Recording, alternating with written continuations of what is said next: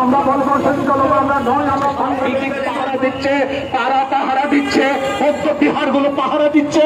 কারণটা কি? একমাত্র হামলা হচ্ছে বৌদ্ধ বিহারে।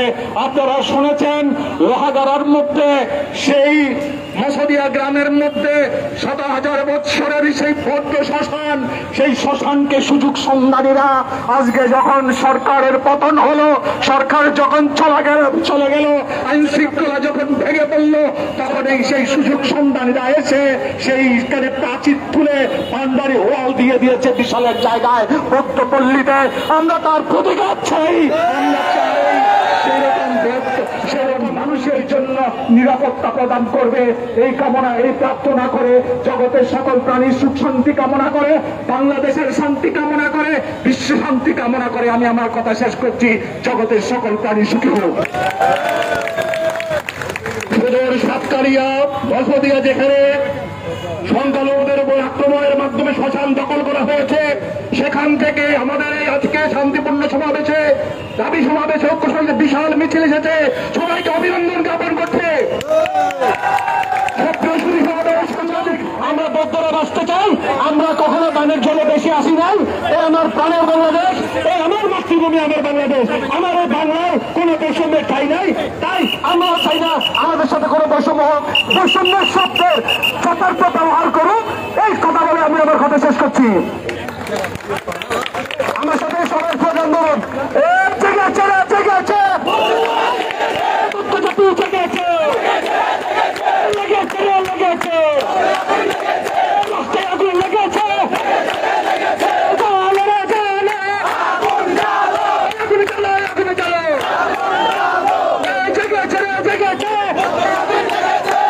সমাজ জেগেছে। আপনারা কি ভেবেছেন আমাদের সন্তানদের মেধাকে বিক্রি করে আপনারা এই বৈষম্যের বাংলাদেশ তৈরি করবেন? সেটা হতে দেওয়া যাবে না। সবকিছু সমান সমান হতে হবে। আপনারা সংসদে যাবেন, আপনারা সরকার গঠন করবেন, আর আমাদের বাচ্চারা বসে বসে কি আঙ্গুল চুষবে? সংসদে যেতে চাই, তারাও সংসদে যাবে। এবং এই যে কোটা আন্দোলনের মতো সংখ্যালঘুদের উপর যে নির্যাতন হচ্ছে, হামলা হচ্ছে, মামলা হচ্ছে, বাড়িঘর লুট হচ্ছে, এটার জন্য আমরা কোটা আন্দোলনের যে ভয়াবহ আরেকটা আন্দোলন সৃষ্টি করব। আমরা রক্ত যখন দিয়েছি, আরো দেব। এই দেশকে বৈষম্য মুক্ত করে ছাড়ব। খেলা হবে কিনা বলেন? আমরা বৌদ্ধ হিসেবে এখানে আসি। আমি চাই না আমার কোন হিন্দু ভাই বোনের বুকের তাজা রক্ত ঝরুক। আমি চাই না আমার সন্তানের রক্ত ঝরুক। আমি চাই না করে বাঙালির রক্ত ঝরুক।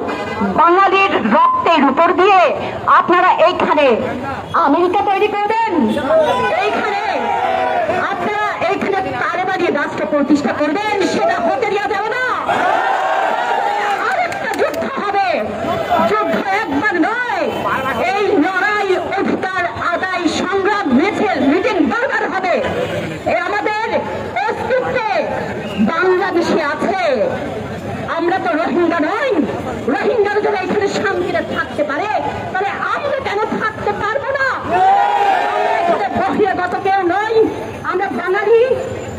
বাংলাদেশি এবং এটাই আমাদের অধিকার। সেই অধিকার বাস্তবায়ন করার জন্য আপনারা যদি আমাদের জন্য কিছু না করেন তাহলে প্রত্যেকটা পরিবার এখন থেকে গেরিলা হয়ে যাব, আমরা গেরিলা যুদ্ধ শুরু করে দেব। আমরা মরিচিহ্ন হব, আমরা ইরা বিদ্রোহ হবেন কিনা বলেন? এখন থেকে যার যেটা আছে আপনারা আপনাদের পাশে রাখবেন, দা রাখবেন, বাটি রাখবেন, ছুরি রাখবেন, লাঠি রাখবেন। মরণের আগে কখনো মরবেন না, কখনো ভয় করবেন না। আমরা আমাদের অধিকার আদায়ের জন্য প্রয়োজনে রক্ত দেব। এই দেশকে আমরা হায়নাদের হতে দেব না। এখানে বৌদ্ধরা থাকবে, হিন্দু ভাইয়েরা থাকবে, খ্রিস্টান থাকবে, মুসলমান থাকবে, সর্বোপরি বাঙালি থাকবে এবং এই বাঙালিকে শান্তিতে রাখার দায়িত্ব আপনাদের। মুক্তিযুদ্ধে বিশাল একটা অংশ আমাদের পূর্বপুরুষদের অবদান ছিল, সেই অবদানকে আপনারা ভুলে যাবেন না। যদি আপনারা ভুলে যান আমাদের পিঠের দেয়ালে থেকে যাবে এবং আমরা যে যেখান থেকে পারি আপনাদেরকে এখন থেকে প্রতিহত করে ছাড়বো। প্রিয় ভাই বোন এবং প্রিয় সাথীরা, এখন থেকে আপনারা তৈরি হয়ে যান আপনাদের যার যার অবস্থান থেকে। তুমি কে আমি কে, তুমি কে আমি কে, জেগে ছেড়ে জেগেছে, জেগে ছেড়ে লেগেছে, তোমার আমার ঠিকানা, তোমার আমার ঠিকানা।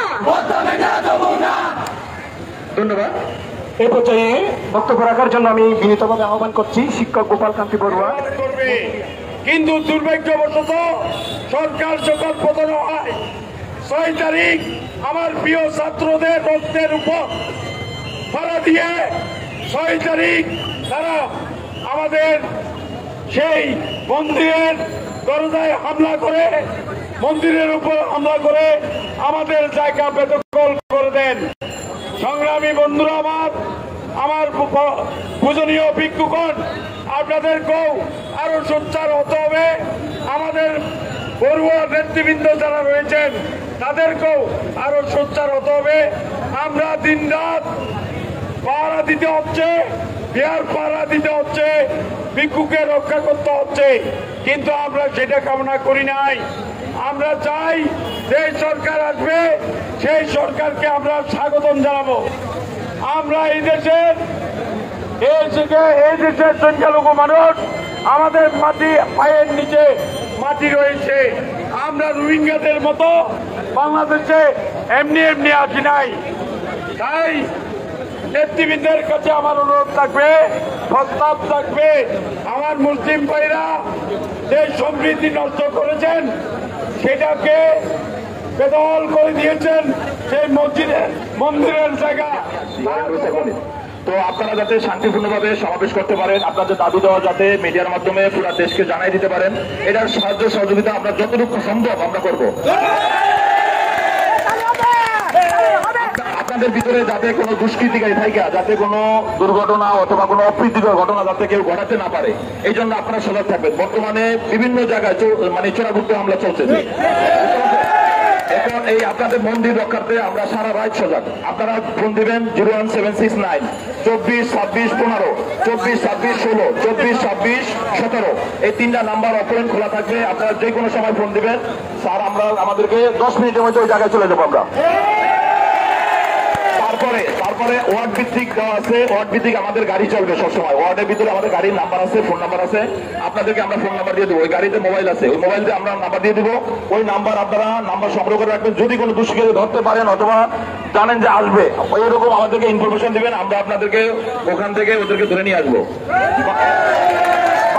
এই বাংলার বুকে কোনো প্রকার দুষ্কৃতী থাকতে পারবে না, নির্ভয়ে সবগুলো দমন করা হবে। বুঝতে পারছেন? বাংলাদেশে কোনো সংখ্যালঘু সংখ্যাগরিষ্ঠ কোনো কিছু দল থাকবে না, সবাই সমান, ভাই ভাই। এখন আপনারা আপনাদের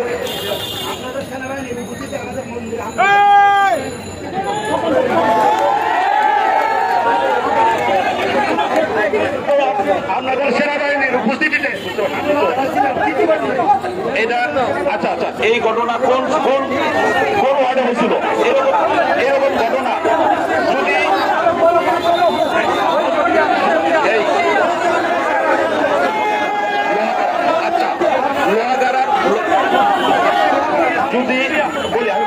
যদি লোহাগাড়ার এরকম কোনো ঘটনা ঘটে থাকে, আমরা এটা আমাদেরকে আপনারা অভিযোগ দেন, আমরা এটা মানে তদন্ত করে দেখবো এটা বাড়িতে কারা ছিল, ঠিক আছে? আমরা আপনারা অভিযোগ করেন, একটা লিখিত অভিযোগ করেন যে আমাদের লোহাগাড়াতে এরকম একটা মন্দিরে আক্রমণ করছিল, সেনাবাহিনী পাশেই ছিল, বাট সেনাবাহিনী কোনো ভূমিকা পালন করে নাই, তাহলে এরকম ভাবে আমরা এটা তদন্ত করবো, আপনারা এটা লিখিত অভিযোগ দেন। আমি বলি স্যার, আমি একটা কথা বলি, আপনি শুনেন, আমরা যে অভিযোগটা দেবো, কোথায় দেবো, কোন জায়গায় দেবো? যেহেতু যেদিন আমাদের মন্দিরে হামলা হয়েছে, যেদিন আমাদের মন্দিরে জবল দখল করে এই ইট নিয়ে, বালু সিমেন্ট নিয়ে দখল করছে, হাজার হাজার জনতা অস্ত্র শস্ত্র নিয়ে সেনাবাহিনী আমাদের পাশে ছিল, নিয়ে হুকুম নিয়ে কিচ্ছু করে নাই আমাদেরকে।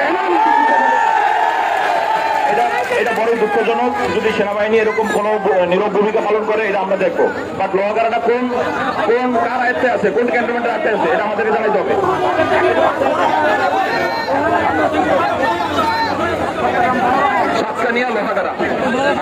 সাতকানিয়া লোহাগাড়া যদি এরকম করেন, এটা দেখা গেছে আমাদের এই যে আমরা এত জনগণ আছে 25 একটা, এখন এর ভিতরে আপনারা যদি আমরা এখানে 8জন লোক আছি, কথা 10জন লোক আছি অস্ত্রধারী, আমরা একটা দোকান যদি অনেক 2000 লোকে ভাঙেন, আমি 8জন লোকে কি করতে পারবো? আপনারা জনগণ যদি অনেক কিছু আছে, অনেক কিছু আপনারা করতে পারবেন, বাট আপনারা যদি আইনের প্রতি শ্রদ্ধাশীল হন তাহলে সে সম্ভব, মানা সম্ভব। এই যে আপনারা আমাদের 8-10জনকে হেল্প করতেছেন যে না আপনারা একটা কথা বলেন আমরা শুনবো, এইটা আপনারা এই যে আপনারা আইনের প্রতি শ্রদ্ধা দিচ্ছেন, এই জন্য আপনাদেরকে অশেষ ধন্যবাদ। যারা সন্ত্রাসী কার্যক্রম করছে তাদেরকে আমরা খুঁজে বের করতেছি, খুঁজে বের করতেছি। প্রতিটা জায়গায় সন্ত্রাসী কার্যক্রম কেউ করতে পারবে না, ইনশাল্লাহ আজ থেকে কেউ করতে পারবে না, আমরা খুঁজে বের করতেছি। শুধুমাত্র এই আজকে মাত্র তত্ত্বাবধায়ক সরকার প্রত্যেক দিন অফিস করলো, এখন আমরা মাঠে আছি, সর্বকালীন আপনাদের পাশে থাকবো। আপনারা আপনাদের শান্তিপূর্ণভাবে আপনাদের মানববন্ধন সমাবেশ করেন, আমরা আপনাদের পাশে আছি। কিন্তু তারা সেটা না করে তারা বারবার আইন লঙ্ঘন করে আমাদের এই নিরীহ ভক্তদের উপর তারা হামলা চালিয়েছে, এবং এরপরে আবার আমাদের এই বিহার জিম্মি করে তারা আমাদেরকে কি করেছে, আমাদের সেই অস্ত্রের মুখে জিম্মি করে তারা আমাদের হাজার বছরের ঐতিহ্য সেই বুদ্ধিবৃক্ষ কার্যক্রম করেছে, বিহার দখল করেছে। আমি তাৎক্ষণিকভাবে লোহাগাড়ায় কর্মরত যারা সেনা অফিসার ছিলেন তাদেরকে ফোন করি, কিন্তু তাও বাহানা করে কেউ বলে সকরিয়ায়, কেউ বলে রামু, কেউ বলে বাঁশখালী, কোন প্রকার সহযোগিতা তারা আমাদেরকে করে নাই। আমরা যখন সেই ডক্টর জিনুমতি বান্তে এবং ডক্টর সুকুমল বড়ুয়ার মাধ্যমে আমাদের সেই বর্তমান অন্তর্বর্তী সরকারের সেই উপদেষ্টা আসিফ নজরুল স্যারের সাথে যখন যোগাযোগ করি, তখন তিনি কয়েকজন ছাত্র সমন্বয়ক পাঠান, সেখান থেকে তাৎক্ষণিকভাবে সেনাবাহিনী এসে আমাদেরকে কিছুটা সহযোগিতা করলেও পর তারা 4 ফুট প্রায় সেই দেওয়াল তুলে ফেলে সেই 10 ইঞ্চি করে পুরো দীর্ঘ প্রায় 500 মিটারের অধিক জায়গা তারা দখল করে ফেলে। এখন আমাদেরকে বিভিন্নভাবে টিটকারি দিচ্ছে, হুমকি দিচ্ছে। আরেকটি বিষয় আপনাদেরকে বলে রাখি, অনেক সময় এ ধরনের দুঃসময় যখন আসে, 5 তারিখ রাত্রেও তারা জামায়াত সহ বিভিন্ন অঙ্গ সংগঠনের, জামায়াত বিএনপি সহ বিভিন্ন অঙ্গ সংগঠনের নেতৃবৃন্দ আমাদেরকে পাহারা দিবে বলে বিহারে যায়, কিন্তু তারা আমাদের দুর্বলতার কথার সুযোগ নিয়ে পরদিন ঠিকই আমাদেরকে আক্রমণ করে। তাই আমি এই জনসাধারণের পক্ষ থেকে বলতে চাই, আমরা এই 1952 সাল থেকে 1971 সাল থেকে আরম্ভ করে 2024-এর প্রত্যেকটি আন্দোলন সংগ্রামে আমাদের বৌদ্ধদের ভূমিকা ছিল, আমাদের রক্ত ছিল। হিন্দু, বৌদ্ধ, মুসলিম, খ্রিস্টান আমরা সকলের সমন্বয়ে একটা সাম্প্রদায়িক বাংলাদেশ আমরা গঠন করতে চাই। এজন্য আমাদের অনেক সেই ছাত্র রক্ত দিয়েছে, তার মধ্যে আমাদের বৌদ্ধরাও রয়েছে, হিন্দুরাও রয়েছে, মুসলিমরাও রয়েছে। তাই সাম্প্রদায়িক সহিংসতা তৈরি করে আন্তর্জাতিক বিশ্বের মধ্যে বাংলাদেশের ভাবমূর্তি পূর্ণ করার জন্য যারা অপচেষ্টায় রত রয়েছেন তাদেরকে আমরা বলতে চাই, আপনারা হয়তো জানেন আমরা বাংলাদেশের সংখ্যায় নগণ্য হলেও বাংলাদেশের অভূতপূর্ণ উন্নয়ন এবং শান্তি শৃঙ্খলা রক্ষার ক্ষেত্রে জাপান, সেই কোরিয়া সহ, চীন সহ বিভিন্ন সেই রাষ্ট্র থেকে, বৌদ্ধ রাষ্ট্র থেকে আমাদের যেভাবে সহযোগিতা করা হয় এই রাষ্ট্রের উন্নয়নে সেখানে আমাদের ভূমিকা রয়েছে। তাই আমি সকলের প্রতি আহ্বান জানাচ্ছি, আমাদের উপর সে ধরনের বারবার যাতে আক্রমণ না হয়। আমরাও বাঙালি, আমরাও এদেশের মানুষ, আমরা এদেশে থাকতে চাই, এদেশ ছেড়ে যেতে চাই না, এদেশের প্রত্যেকটি সেই কাজের মধ্যে আমরা সহযোগিতা করতে চাই। এই আহ্বান রেখে এই সাম্প্রদায়িক হামলার তীব্র নিন্দা এবং যারা অপরাধী সেই মাহবুবুল হক বাবুল গঙের নেতৃত্বে যারা অস্ত্রধারী ছিল, খোরশেদের নেতৃত্বে যারা অস্ত্রধারী ছিল, মফিজুর রহমানের নেতৃত্বে যারা অস্ত্রশস্ত্র নিয়ে বিহার ঘেরাও করে, গ্রাম ঘেরাও করে তাৎক্ষণিকভাবে